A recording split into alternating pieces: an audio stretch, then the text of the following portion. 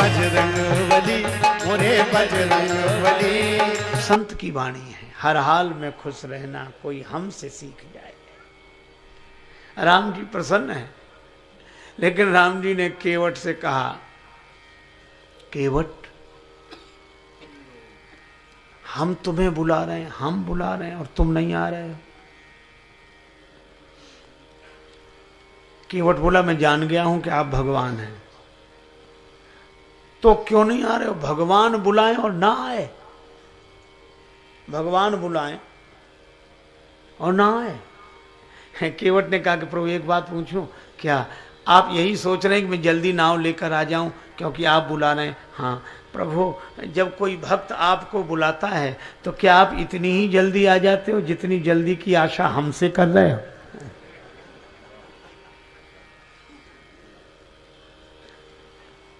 भगवान ने कहा कि मतलब मैं नहीं आता इतनी जल्दी? क्यों नहीं आते प्रभु?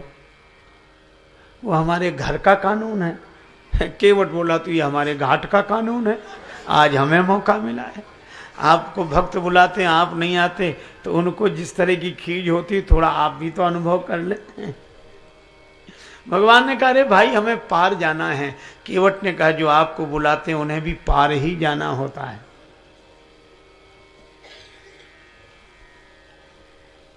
और एक बात और है,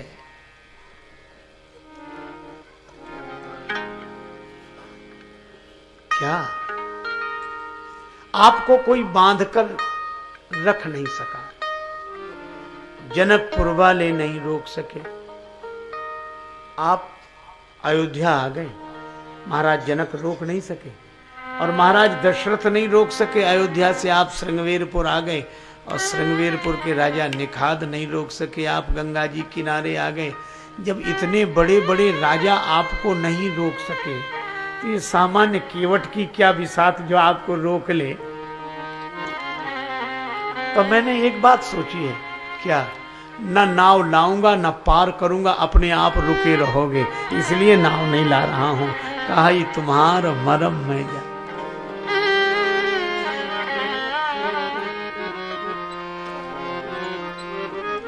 केवट नहीं आया। राम जी ने लक्ष्मण जी की ओर देखा कि लक्ष्मण, ऐसा विचित्र भक्त देखा जिसे मैं बुलाऊं और ना आए। ऐसा विचित्र भक्त देखा जिसे मैं बुलाऊं और ना आए। लक्ष्मण जी को बस मौका मिल गया। व्यंग करने वालों को तो मौका मिलना चाहिए। हा? जिनकी बुद्धि व्यंग में बड़ी प्रवीण होती है ना, बस उन्हें अवसर मिलना चाहिए। बिना चोट किए मान नहीं सकते, व्यंग करेंगे। लक्ष्मण जी को अवसर मिल गया। राम जी ने कहा, लक्ष्मण ऐसा विचित्र भक्त देखा जिसे मैं बुलाऊं और ना आए। लक्ष्मण जी तुरंत बोले कि प्रभु, आपके जितने भक्त होते सब ऐसे ही होते, जो आपका कहना ना माने वही आपका भक्त, जो आपकी आज्ञा न माने वही आपका भक्त। स्वभाव ऐसा है। जब इतना सरल स्वभाव रहेगा तो कहना मानेगा कौन?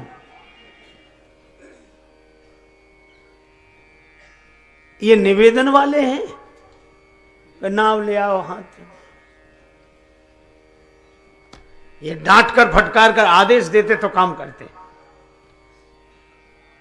तो आपके जितने भक्त हैं कोई आपका कहना नहीं मानते, और जो आपका कहना न माने वही आपके भक्त। राम जी ने कहा, यही विचित्र भक्त है, दूसरा कौन है? राम जी बोले, लक्ष्मण। कौन है ऐसा दूसरा? लक्ष्मण जी बोले, है क्यों नहीं, एक को पीछे छोड़कर आए, एक आगे है। पीछे किसे छोड़कर आए? सुमंत जी को। सुमंत किस में बैठे हैं? रथ में। और केवट किस में बैठा है? नाव में। तो आपने सुमंत जी से क्या कहा? रथ लेकर अयोध्या जाओ, और केवट से कहा कि नाव लेकर हमारे पास आओ। सो एक को आप भेजते हो सो वो जाता नहीं है, दूसरे को बुलाते हो सो वो आता नहीं है। ना ये कहना माने ना वो कहना माने, हर जगह मुसीबत। कहना नहीं।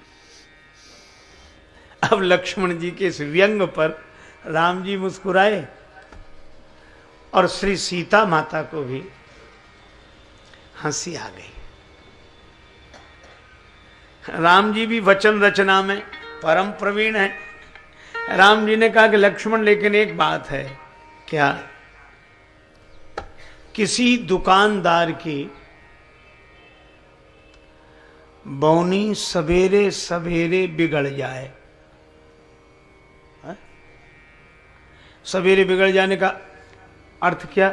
कोई उधार मांगने वाला आ जाए, वो दुकान खोले और दुकान खोलते के भाई साहब बोलो, पैसे फिर भिजवा देंगे सामान में। क्या सवेरे सवेरे? थोड़ी देर में नहीं आ सकते थे? हमारी बौनी बिगड़ गई, सगुन बिगड़ गया, अब दिन भर उधार मांगने वाले ही आएंगे। तो राम जी ने कहा कि इसी तरह हमारी यात्रा का सगुन बिगड़ गया। जब हम अयोध्या से चले तो वनवास तो हमारा हुआ था, 14 वर्ष राम वनवासी। लक्ष्मण, तुम्हारा वनवास तो नहीं था, श्री सीता जी का भी वनवास नहीं था ना प्रभु। तो राम जी ने कहा कि हमने तुम दोनों को मना किया था, सीता जी को भी लक्ष्मण जी को, तुम दोनों को मना किया था कि हमारे साथ वन मत चलो। तो दोनों बोले हाँ किया तो था। राम जी बोले फिर आप दोनों ने कहना माना? दोनों बोले नहीं माना। राम जी बोले हम तभी समझ गए थे कि यात्रा के शुरू में ये हाल है, तो आगे जितने मिलेंगे सब ऐसे ही मिलेंगे। हमारा सगुन बिगड़ गया। अब आगे जितने मिलेंगे सब ऐसे ही मिलेंगे। लेकिन लक्ष्मण, एक बात है, श्री जानकी जी ने कहना नहीं माना, तुमने कहना नहीं माना, कारण क्या? एक ही, तुम हमसे प्रेम करते हो, तुमने हमारे प्रेम के कारण हमारा कहना नहीं माना।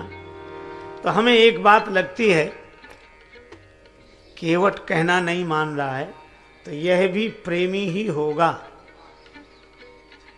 लक्ष्मण जी ने कहा धन्य हो महाराज, ये प्रेमी है, प्रेम तो इसमें दिख ही नहीं रहा है। राम जी ने कहा कि लक्ष्मण, केवट के जीवन में प्रेम का दर्शन है, प्रेम का प्रदर्शन नहीं है। ठीक है प्रभु, आप ही समझो। केवट बोला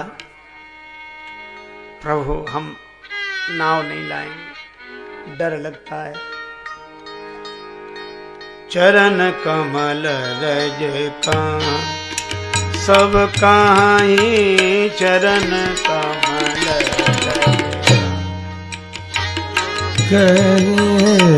चरण कमल रज का सब काहीं, मानुष करनि मूल कछु आई। चरण कमल रज का, रज का, रज का। आपके चरण कमलों की धूल को सब कहते हैं मानुष करनी मूरी कछु आहाई। मनुष्य बना देने की शक्ति है भगवान के चरणों में।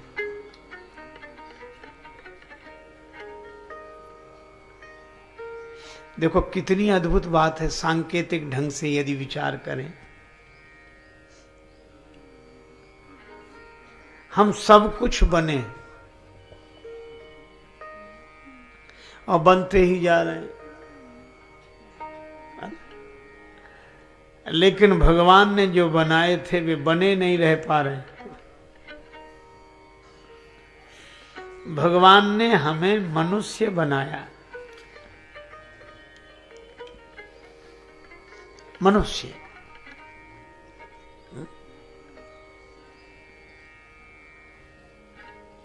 इस युग के बड़े प्रख्यात कवि ने कहा, अब तो मजहब कोई ऐसा भी चलाया जाए जिसमें इंसान को इंसान बनाया जाए।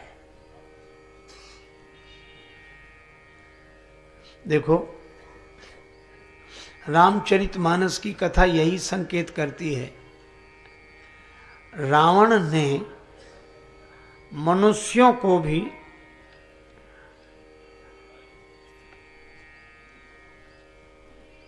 पशु बनाया। मारीच से कहा कि तुम हिरण बनो। मारीच ने कहा हिरण न बने हम तो। रावण बोला हम जबरदस्ती बनाएंगे, हिरण बनने के लिए मजबूर कर देंगे।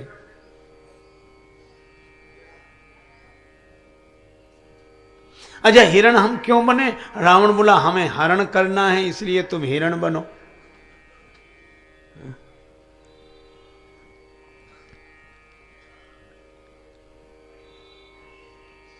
मारीच ने कहा कि हम तो मनुष्य हैं, अच्छे भले आदमी को पशु बनने के लिए विवश क्यों कर रहे हो?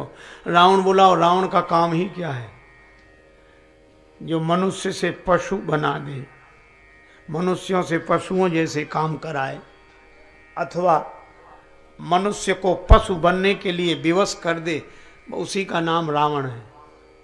रावण ने मनुष्य को भी पशु बनाया और राम जी ने पशुओं को भी मनुष्य बनाया। जितने वानर थे हनुमदादि वानर सब वीरा, धरे मनोहर मनुज शरीरा, मनुष्य हो गए। राम जी ने मनुष्य बनाए, स्वयं मनुष्य होकर मनुष्य बनाए। और रामचरितमानस राम जी का ही रूप है, आज भी मानवता का पाठ पढ़ा रहा है। भाव भरे प्रभु प्रेमिन पे नित नेह सुधा बरसावत मानस, जो पशु तुल्य भये जग में तिन्हें मानुष फेरी बनावत मानस, रंक राजेश करे पल में जन मानस रोग मिटावत मानस, जानकी राघव के पद पंकज मानस माहि बसावत मानस। राम जी ने पशुओं को भी मनुष्य बनाया। और पशुओं की कौन कहे, केवट तो कहता है छुअत शिला भई नाय सुहाई, छुअत शिला भई नाय सुहाई, छुअत शिला भई नाय। काहन ते न काठ कठिनाई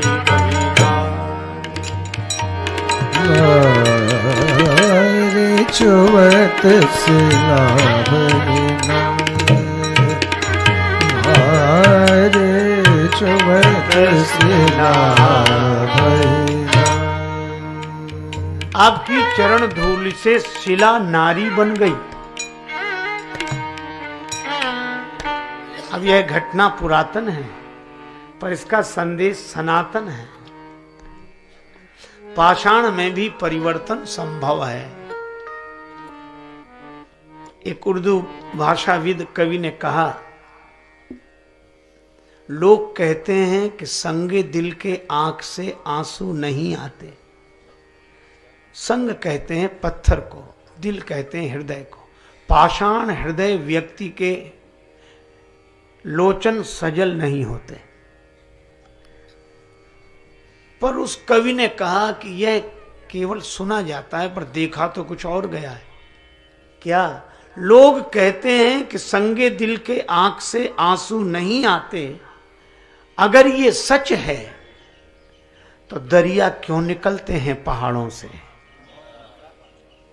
अगर यह सत्य है तो इन सरिताओं का जन्म पर्वतों से क्यों हो? पर्वत से भी प्रीति का झरना फूट सकता है अगर कोई पर्वत को पिघलाने वाला हो। तो आज पाषाण जैसे हृदय से भी मानवता की सरस धारा बह सकती है अगर भगवान के चरणों का कोई आश्रय ले ले। तो यह इस कथा का संकेत। छुअत शिला भई नारी सुहाई। पर आज तो बड़ी विचित्र स्थिति है। मानव आकृति सब तरफ दिखाई देती है पर प्रकृति नहीं दिखती, मानवता नहीं दिखती। मानवों की भीड़ में मानवता खो गई। गुल में गर निगहत नहीं तो कुछ नहीं, दिल में गर उल्फत नहीं तो कुछ नहीं, आदमी में हजार जौहर हो तो क्या, आदमियत नहीं तो कुछ नहीं।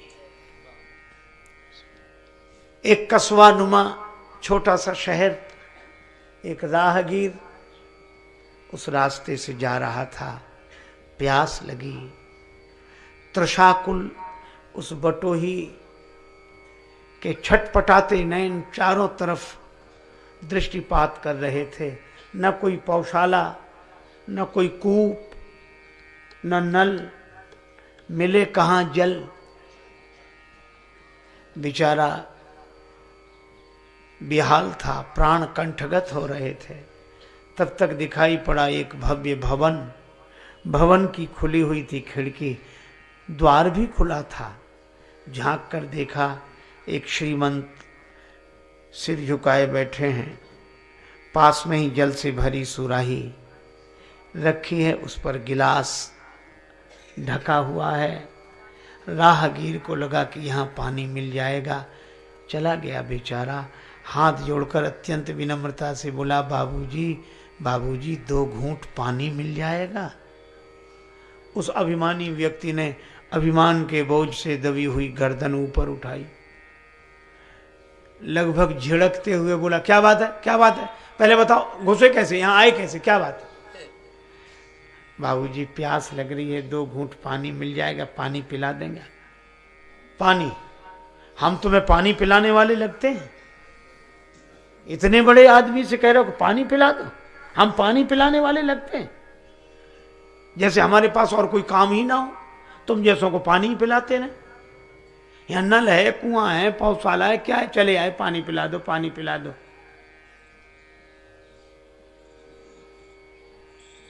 देखते नहीं है, एक भद्र पुरुष का भवन है, शरीफ आदमी का घर है। राहगीर हाथ जोड़ के बोला, सो तो देख ही रहे हैं। क्या अवश्य सज्जन पुरुष का निवास है। परिभाषाएं बदल गई हैं महाराज। पहले भवन के बाहर लिखा रहता था स्वागतम, शुभागमन। अंग्रेजी पढ़े लिखे लोग लिखते थे वेलकम। अब यह लिखा नहीं मिलता।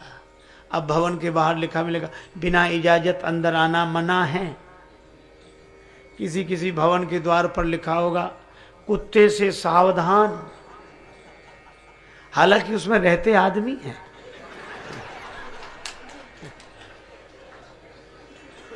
रहते आदमी हैं। एक बार एक सज्जन से हमने कहा ये कुत्ता काहे को पालते हो? बोले क्यों? हम कहा हम आते हैं तो बड़ा डर लगता है, कुत्ता है। अच्छा एक बात आपने देखोगी, कुत्ता पालने वाले जितने मालिक होते हैं पूरे निश्चिंत होते हैं, और जो आने वाला होता चिंतित तो वही होता है। वो कहता भाई साहब चले चले, वो कुछ नहीं बोले, अब वो भाव करेगा, आ जाओ आ जाओ। अब आ क्या जाओ, मुसीबत है। तो भाई मुझे तो डर लगता, तो मैंने कहा कि ये काहे को पालते हो? तो उस व्यक्ति ने जो तर्क दिया वह भी बड़ा अद्भुत था। वह कहने लगा महाराज जमाना खराब है, कब कौन आक्रमण कर दे कोई ठिकाना नहीं, इसलिए कुत्ता रखते हैं, पालना जरूरी हो गया है। मैं उसका उत्तर तो नहीं दे सका, पर मन ही मन सोचता रहा कि आज हमारा कितना नैतिक पतन हो गया है कि आज आदमी आदमी से डर रहा है और आदमी से आदमी की रक्षा कुत्ता कर रहा है, और फिर भी हम अपने को आदमी कहते हैं, मानव कहते हैं। हमें विचार करना चाहिए। एक बार कुत्तों में झगड़ा हुआ, कुत्तों में झगड़ा हुआ, झगड़ा होते ही कुत्तों में हुआ और डट के हुआ महाराज। सब बाकी के कुत्ते बड़े नाराज हुए, फिर एक कुत्ता भागा, अब नहीं आऊंगा। दूसरे बोले आना मत। कुत्ता ही ठहरा, तीसरे दिन फिर आ गया।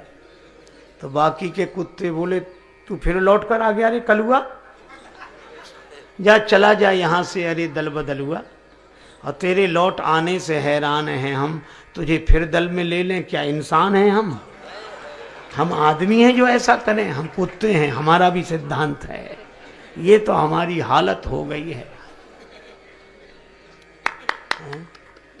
आप सोचो। तो उस राहगीर ने कहा कि भूल से आ ही गए, गलती से आ गए तो पानी पिलवा दो। क्या करेगा प्यार वो भगवान से, क्या करेगा प्यार वो ईमान से, जन्म लेकर गोद में इंसान की, कर न पाया प्यार जो इंसान से। पानी पिलवा दे। सो नाराज हुआ, गले ही पड़ गए, तुम बैठ जाओ। अब उन्होंने अपने नौकरों को आवाज लगाई, अरे भाई कोई हो तो इन्हें पानी पिला दो। अब मौके पर कोई नहीं था, तो धनी आदमी राहगीर से बोला, बैठ जाओ, किसी आदमी को आ जाने दो, पानी पिलवा देता हूं। आदमी माने नौकर। आदमी आजकल वही कहे जाते, कितने आदमी काम कर रहे हैं, सचमुच बेचारे जो काम करें वही तो आदमी हैं। तो उनका किसी आदमी को आ जाने तो पानी पिलवाए देता हूं। पर मजे की बात, बड़े आदमी के आदमी कोई मौके पर नहीं थे। तब राहगीर के प्राण कंठगत होने लगे, तो बाबूजी अब तो प्राण ही निकल रहे हैं प्यास के मारे। तो नाराज होकर बोले, कह दिया ना किसी आदमी को आ जाने तो पानी पिलवाए देता हूं। तो उसने हाथ जोड़कर कहा कि बाबूजी थोड़ी देर के लिए अगर तुम ही आदमी बन जाओ तो कुछ हर्ज है।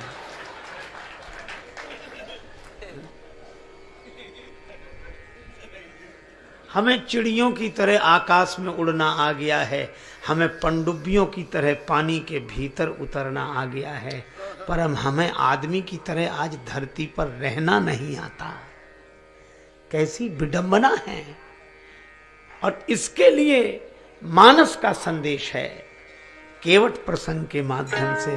अगर हम चाहते हैं कि हमारे जीवन में मानवता अवतरित हो, तो एक ही उपाय है, भगवान के चरणों का आश्रय लें। ये नाव नारी न बन जाती है, जब शिला बन सकती है। राम जी ने कहा शिला तो पाषाण की, पर नाव तो लकड़ी की। अरे महाराज, लकड़ी तो और जल्दी बनेगी। पाहन ते बन बाहन काठ को, काष्ठ पाषाण से कोमल, और फिर इतने दिन से जल में पड़ा है। पाहन ते बन बाहन काठ को कोमल है, जल खाई रहा है। इसलिए महाराज नाव, भगवान ने कहा अच्छा नाव नारी बन भी गई तो कठिनाई क्या है, जड़त्व से मुक्त हो जाएगी, पार करने वाली खुद पार हो जाएगी। पार करने वाली स्वयं पार हो जाएगी। केवट ने कहा लेकिन एक बात है, अगर ये नाव नारी बन गई, चैतन्य हो गई, तो कहां बैठेगी? का घर में। अच्छा इसके दोनों ही आशा है। आध्यात्मिक संकेत भी बड़ा मधुर है कि नाव बुद्धि है, और बुद्धि अगर चैतन्य हो गई तो घर में बैठे, घाट पर नहीं रहेगी, फिर घट में रहेगी। क्योंकि जिनकी बुद्धि ब्रह्म बोध से चैतन्य हो गई है, वो अब किसी घाट पर नहीं जाती, वह तो घट में ही है, घर में ही बैठेगी। हम ही थे भूले, हम ही में भूले, हमें ढूंढने हम ही चले, हम ही ने खोजा हम ही ने पाया, हमें मिले तो हम ही मिले। ये घर में बैठेगी। तो भगवान ने कहा अच्छा है, उसमें क्या कठिनाई है। केवट बोला तो गंगा जी तो छूट जाएंगी, और गंगा जी राम भक्ति जहां सुरसरी धारा, तो ठीक है बुद्धि चैतन्य होकर मुक्ति का अनुभव करते हुए घट में बैठेगी। केवट का भाव यह है, भक्त है ना, कि प्रभु हमें ऐसी मुक्ति नहीं चाहिए जो हमें हमारी बुद्धि को भक्ति के भाव से दूर कर दे, भक्ति के गंगा जल से दूर कर दे। मुक्ति मिले ठीक है, लेकिन हम भक्त हैं, गंगा जी से हमारी नाव दूर न हो। तो ये आवागमन तो बना रहेगा, उधर से इधर उधर से इधर, भक्त तो कहता बना रहे आवागमन, कोई हर्ज नहीं, पर ये आवागमन होगा तो गंगा जी में ही, तो गंगा जी में ही उस पार रहें तो गंगा जी, इस पार रहें तो गंगा जी का ये जन्म हो भगवान का स्मरण करने के लिए, और मृत्यु हो भगवान का स्मरण करते हुए, ये आवागमन भी बना रहे तो कुछ हर्ज नहीं। जिनकी रसना रस नाम का ले, नित नेह सुधा बरसाती रही, अखियां रही सांवरी सूरत में पगी, कानन कीरति भाती रही, पद पंकज पर नित्य चढ़ा रहा मानस, और न बात सुहाती रही, उनको भवभीति न जान पड़ी, कब आती रही कब जाती रही, जन्म जन्म रति राम पद। ये आवागमन बना रहे, कोई हर्ज नहीं। मुझे ऐसा ज्ञान नहीं चाहिए जो हमें भक्ति से दूर कर दे। अच्छा, भक्ति से दूर नहीं ना, तो करोगे क्या? कहिए आपके चरणों की धूल है रज, और रज शब्द में श्लेष, धूल को भी रज कहते हैं और रजोगुण को भी रज कहते हैं, और रज से उत्पन्न है कामना, काम है इस क्रोध है इस रजोगुण समुद्भवा। तो ये रजोजन्य कामना, और कामना काहे की? मुक्ति की। तो कहा ये मुक्त कर देने वाली रज, अर्थात मुक्ति की इच्छा को भी मैं धो डालूंगा। काहे से? गंगा जल से। और गंगा जल क्या है? राम भक्ति जहां सुरसरी धारा। तो केवट कहता है कि मैं भक्ति के भाव से इस मुक्त होने वाली कामना को भी धो डालूंगा। यह केवट का भाव है। और दूसरी व्यवहारिक बात वह क्या कहता है कि वाह प्रभु, आप कहते नाव नारी बन जाए। आपको पता है पूरे परिवार का पालन इसी नाव से करता हूं, पूरे परिवार का पालन इसी नाव से करता हूं। और परिवार का पालन करने वाली नाव तो गायब हो जाए और नाव नारी बनेगी, और परिवार का एक सदस्य और बढ़ जाए, ये नाव नारी बनेगी तो घर में बैठेगी, तो परिवार का पालन करने वाली नाव तो चली जाए और परिवार का एक सदस्य बढ़ जाए। महाराज, यह कहाँ की समझदारी है? और एक बात कहूं क्या, कि नाव नारी बनेगी यहां, और पहले से एक घर में बैठी है, वो तो ये चमत्कार देखेगी नहीं। और नाव नारी बनेगी तो घर में जाएगी, और जब घर में जाएगी तो जो घर में पहले से वो इसे देखेगी, उसे मैं लाख समझाऊं कि नाव नारी बन गई, वह तो मानेगी नहीं। वो तो यही कहेगी कि नाव बेच के दूसरा विवाह करके लाए। और ये कवितावली में श्री तुलसीदास जी स्वयं लिखते हैं कि घरनी घर क्यों समझाई हो जू। महाराज, जो घर में घरनी है उसे मैं कैसे समझाऊंगा, पत्नी को कैसे समझाऊंगा? अब लक्ष्मण जी से नहीं रहा गया। का केवट, तुम भी कैसी विचित्र बात करते हो, भगवान को समझा रहे हो और पत्नी को नहीं समझा सकते। भगवान को समझा रहे हो कि ऐसा करो ऐसा करो ऐसा करो, भगवान को समझा रहे हो और पत्नी को नहीं समझा सकते। केवट हाथ जोड़कर बोला, छोटे सरकार,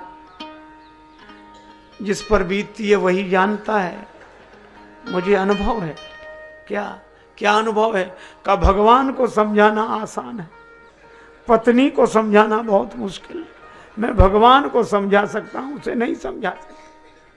घर नहीं घर क्यों समझाई हूं जू।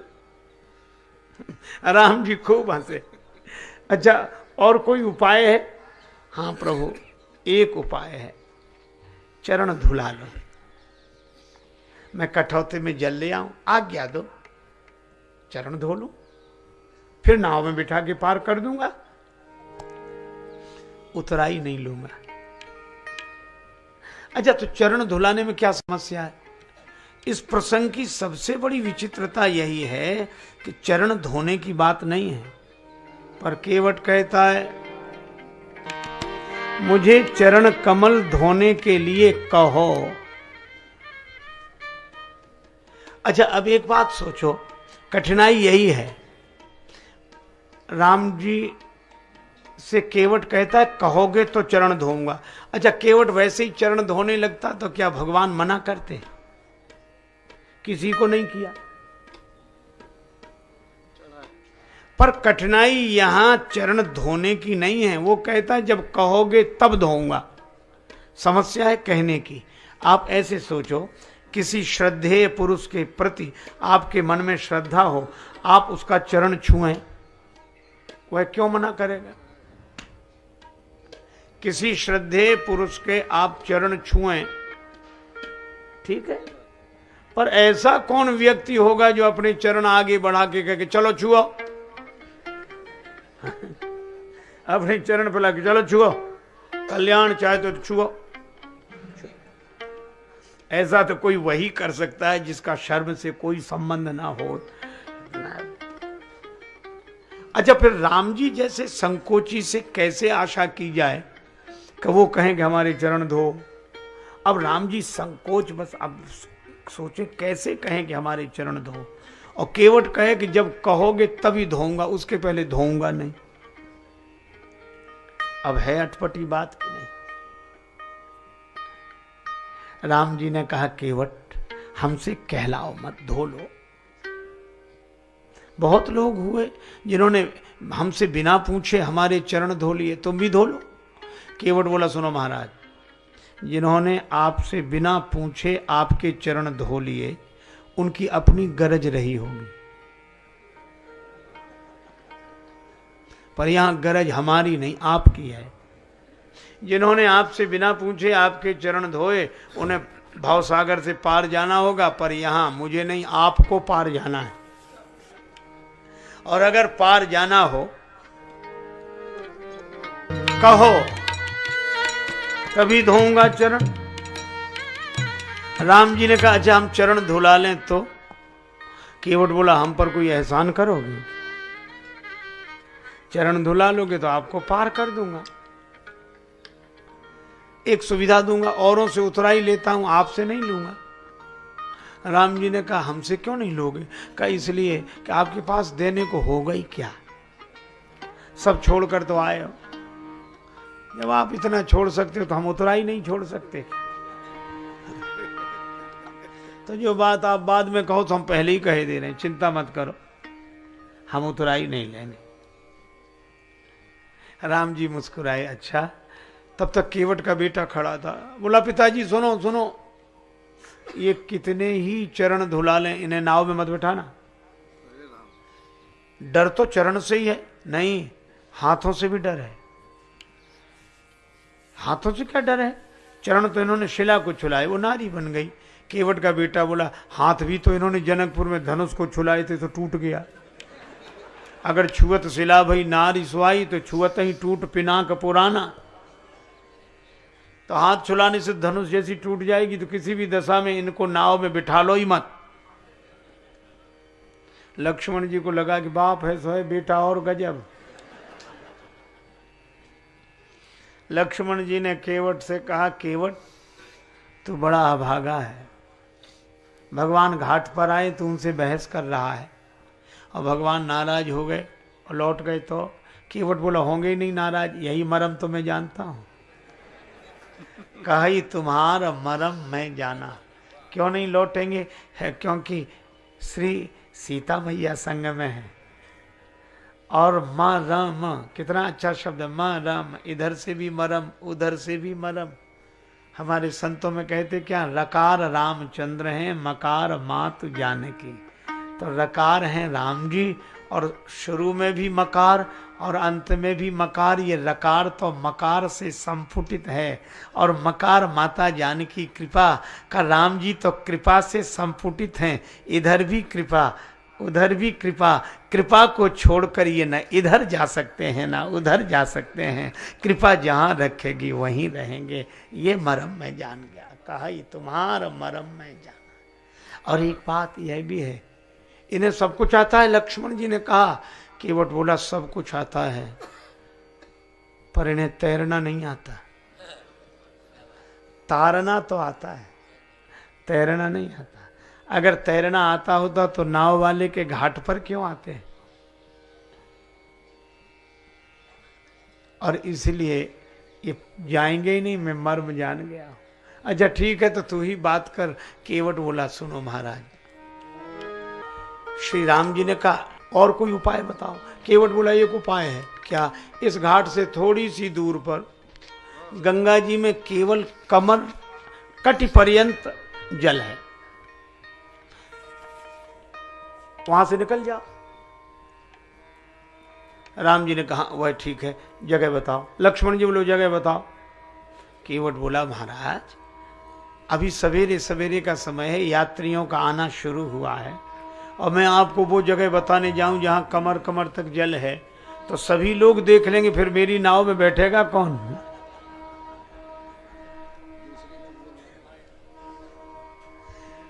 व्यवसाय की बात है।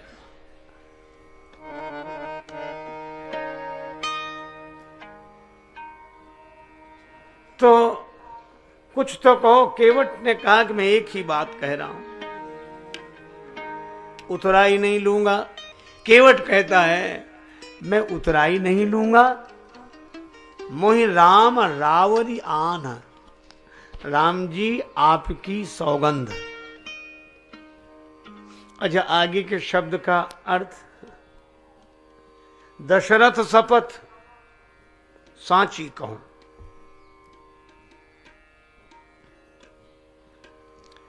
अब सामान्य अर्थ तो बड़ा विचित्र लगता है कि मेरी बात बिल्कुल सही है, राम जी की सौगंध, और राम जी से बोला और आपके पिताजी की सौगंध, रावरियान दशरथ शपथ। यह तो ऐसी बात हुई जैसे कोई कहे कि हमारी बात बिल्कुल सही है और कोई पूछे प्रमाण, तो कोई सामने वाला कहे कि आपकी कसम, आपके बाप की कसम, हमारी बात है। अटपटी बात। लेकिन मैं निवेदन करूं, केवट यह नहीं कह रहा है ना, वह बोलना नहीं आ रहा है उसे, पर बोलना तो कुछ और चाह रहा है। राम जी मैं आपकी सौगंध कर रहा हूं, पर आप ऐसे न समझें कि इस सौगंध से मैं विचलित हो जाऊंगा। मैं आपकी सौगंध ऐसे ही कर रहा हूं जैसे दशरथ शपथ। दशरथ जी ने सौगंध की तो वचन नहीं तोड़ा, आपको भी छोड़ा पर वचन नहीं तोड़ा, क्योंकि आपकी सौगंध की थी, और मैं भी आपकी सौगंध वैसे ही कर रहा हूं जैसे दशरथ शपथ। यह मुहावरा है। जैसे लोग कहते हैं भीष्म प्रतिज्ञा, तो केवट कहता है मैं आपकी सौगंध कर रहा हूं जैसे दशरथ जी ने आपकी सौगंध की, मैं भी वचन तोड़ूंगा नहीं। मोहि राम रावरी आन दशरथ शपथ। और सचमुच सौगंध की महिमा तो प्रेमी जन जानते हैं, भक्त जन जानते। एक सज्जन एक संत से बोले गुरुजी, हाँ बोलो, अपना एक फोटो दे दो। गुरुजी बोले हमारे फोटो क्या करोगे, पूजा में रखो। नहीं, पूजा में तो बहुत भगवान की फोटो है, आपका वहाँ है ही, घर में है, तो जब है तो अब काहे को चाहिए, दुकान में रखेंगे। तो कितना भक्त है, दुकान में भी रखेगा। पर गुरुजी समझ गए, बोले दुकान में क्यों रखेगा, वहां दुकान चलाएगा कि पूजा करेगा, दुकान में क्यों रखें। ऐसा हाथ जोड़ के बोला गुरुजी आप जानते ही हो, सामान बेचना होता है तो झूठ सच बोलना होता है, तो कसम खाने के लिए चाहिए, फोटो रखी रहेगी तो कहेंगे।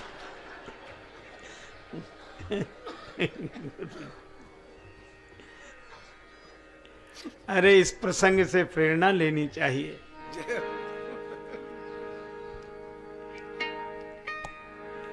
मोहि राम रावरियान दशरथ शपथ सब साची कहो। लक्ष्मण जी को लगा कि बड़ा अटपटा व्यक्ति है, भगवान ने स्वभावशील बस ढील दे दी है। अब ध्वनि है, ऐसी घटना घटी ऐसा उल्लेख नहीं है। लक्ष्मण जी के तूणीर में बाण हाथ गया, बाण निकाला, तैयार हो जा। लक्ष्मण जी डरा रहे थे, डरा दे इसे, पर केवट भी डरने वाला नहीं। अच्छा एक बात आपने देखी हो, व्यक्ति जब सहज होता है तो भीतर से बना बना कर बोले हुए शब्द नहीं निकलते है? दो लोग थे, रेलगाड़ी में चढ़ना था, तो दोनों बड़े शिष्टाचार से बोलते थे, नहीं नहीं भैया जी पहले आप। दूसरा कहता नहीं नहीं श्रीमान जी पहले आप। अब रेलगाड़ी रुकती थोड़ी देर थी। श्रीमान जी आप, नहीं आदरणीय आप। और वो कहे आदरणीय, वो कहे श्रीमान जी। भैया जी, वो कहे नहीं नहीं भैया भाई साहब। दोनों शिष्टाचार कर रेल चली गई। तो अब वो श्रीमान जी भैया जी वो आदरणीय तो भूल गए। अगर धत तूने नहीं चढ़ने दिया, बोले धत तूने नहीं चढ़ने दिया। अब निकली सही सही भाषा। अच्छा केवट भी आप इस प्रसंग को पढ़े, इतनी देर से कह रहा है चरण कमल रज कहां सब कहां। आप प्रभु आपके चरण कमल। फिर दोबारा बोला मोहि पद पदुम पखारन कहो पद पदुम। तीसरी बार फिर बोला पद कमल धोए। राम जी लक्ष्मण जी ने सोचा कि इतनी देर से चरण कमल पद पदुम बोल रहा है, कहना मान नहीं रहा है। तो लक्ष्मण जी ने जो बाण निकाल के धनुष पे चढ़ाया, केवट भूल गया चरण कमल पद पदुम नहीं। जैसे ही बाण देखा तो क्या बोला, बर तीर मारे लखन पे जब लगी न पाए पखारी हूं, जब तक पांव नहीं धो लूंगा। लक्ष्मण जी बोले अब आया ठिकाने पे, अब बोल रहा है। पर केवट का भाव बड़ा अद्भुत है। लक्ष्मण जी का चढ़ा हुआ बाण देखा धनुष पर तो तुरंत बोला ठीक है चलाओ बाण, आज मेरे जैसा भाग्यशाली कोई नहीं। मरूंगा हाथ से किसके जो श्री रघुवीर का प्यारा है।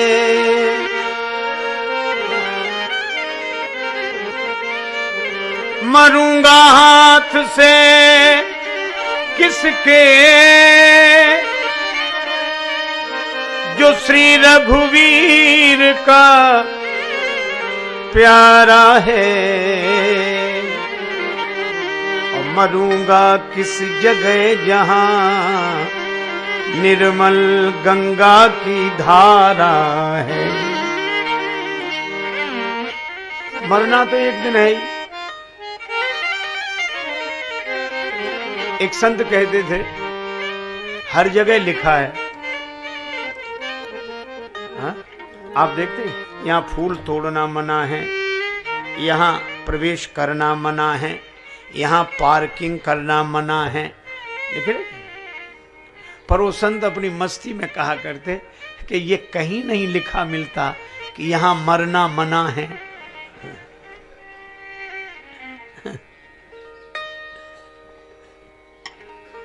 और वही संत मुझे उनके श्री चरणों में रहने का अवसर मिला, मुस्कुराते हुए कहते थे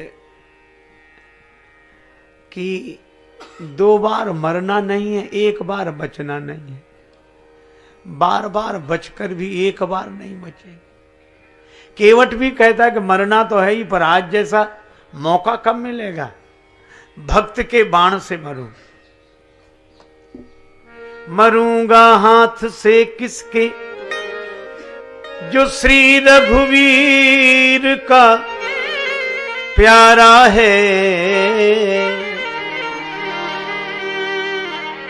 और जगह कौन सी, स्थान कौन सा, मरूंगा किस जगह जहां